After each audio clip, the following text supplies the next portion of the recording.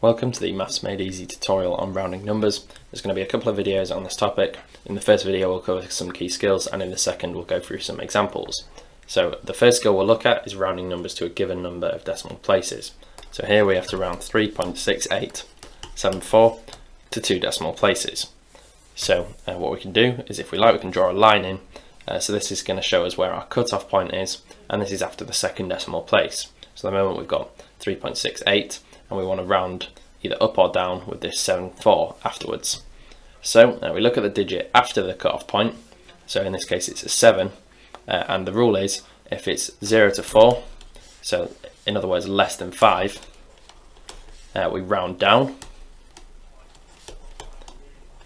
and if it is 5 or more, so in other words 5 to 9, then we round up.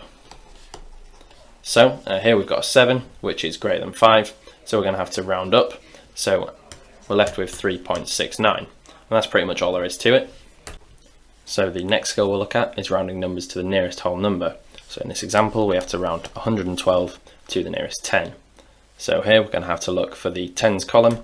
So the column on the right is the ones, then we have the tens, then we have the hundreds, and so on. So the cutoff point is here between the 1 and the 2. So we're rounding to the nearest 10, so we consider the digit after the cutoff point, which is the 2 here, and it's less than 5, so we're going to round down.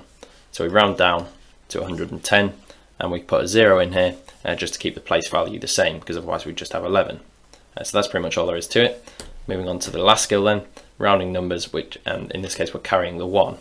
So what does that mean? Well, if we've got an example here of 4.398 and we're rounding to 2 decimal places, let's draw the cutoff point in here. So we've got 4.398, and obviously 8 is greater than 5, so we're going to have to round up. But when we round this 8 up, we're going to be left with a 10 here rather than a 9. So what does that mean? Well, we're going to have to add 1 to the digit in the tenths column, so we're going to be left with 4.40. So the 9 becomes a 10, but then that 1 from the 10 is carried over to the next column, so we're left with 4.40. So if you're feeling good about this topic and you want to get some practice in, you can do so with our online exam.